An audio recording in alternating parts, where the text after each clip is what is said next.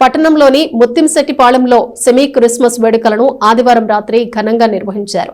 స్థానిక ప్రజలు పెద్ద సంఖ్యలో వేడుకల్లో పాల్గొని క్రిస్మస్ ప్రార్థనలు నిర్వహించారు. స్థానిక ముత్తింశెట్టిపాళెంలో సెమీ క్రిస్మస్ వేడుకలను ఆదివారం రాత్రి ఘనంగా నిర్వహించారు. ముత్తింశెట్టిపాళెం యూత్ ఆధ్వర్యంలో 2వ సంవత్సరం జరిగిన సెమీ క్రిస్మస్ వేడుకల్లో స్థానిక ప్రజలు పెద్ద సంఖ్యలో పాల్గొన్నారు. క్రిస్మస్ కేకును కట్ చేసి అందరికీ శుభాకాంక్షలు తెలిపారు.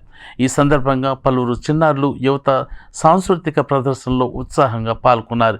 ఈ కార్యక్రమంలో దైవజనులు పాల్గొని వాక్యోపదేశం చేశారు. అనంతరం అన్నదాన కార్యక్రమం ఘనంగా జరిగింది. ఈ కార్యక్రమంలో జిల్లా కాంగ్రెస్ పార్టీ నాయకులు దారా రామకృష్ణ, డి దుర్గారావు, విజయబాబు, బెల్లంకొండ రాము, దారా రాజేష్, దారా శ్రీధర్ తదితరులు పాల్గొనగా త్వరక వంశీ, పండు, పులిపాటి వంశీ, బోరుగడ్డ రత్నబాబు, అక్కిదాసు శ్యామ్, దిడ్ల ప్రేమ్, షాలెం, సుబ్బు, క్రాంతి, గోపి, అనివాష్, జాషువా స్థానిక యూత్ సభ్యులు పర్యవేక్షించారు.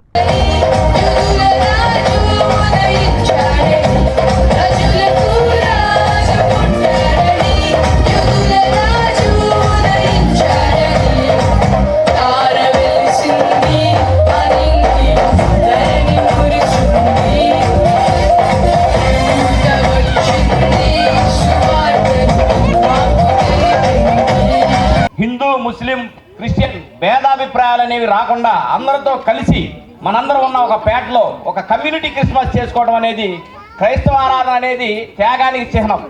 ఎందుకంటే జీసస్ క్రైస్ట్ తర్వాత ప్రపంచం మొత్తం మీద ఆయన మార్గాన నడిచినటువంటి ఏ ఒక్క దూత కూడా లేదు.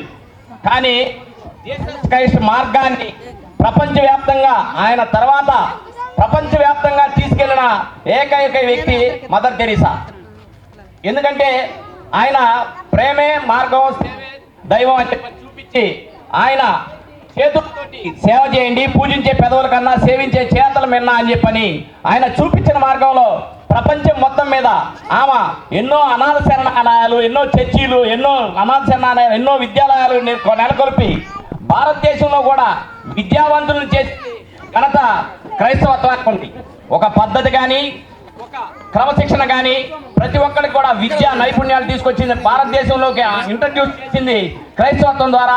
అది మనలాంటి ఎస్సీ ఎస్టీ ఎక్కువగా అందుబాటులో తీసుకొచ్చింది మన భారతదేశంలో క్రిస్టియానిటీ. కాబట్టి మనం కేవలం జీసస్ క్రైస్ట్ ని జన్మదినాన్ని మనం చేసుకోవటమే కాకుండా ఆయన మార్గాన్ని మనం అనుసరించే విధంగా మన తరాలకి, మన పిల్లలకి అందరికి కూడా జీసస్ క్రైస్ట్ ఎంత గొప్పవాడో, ఆయన పుట్టుక దగ్గర నుంచి ఆయన మరణం దాకా కూడా ఎంతో గొప్ప గొప్ప విషయాలు ఉంటాయి ఆయన గురించి తెలుసుకుంటే. మరి పాపములో శాపములో మునిగిపోయి మరి ఎవరు కాపాడలేని ఊబిలో పడిపోయిన మానవుణ్ణి ఆయనే స్వయముగా వచ్చి పైకి లేవనెత్తి ఒక మంచి స్థితిలో ఉంచడానికి యేసుక్రీస్తు ప్రభువారు ఈ లోకానికి వచ్చాడు.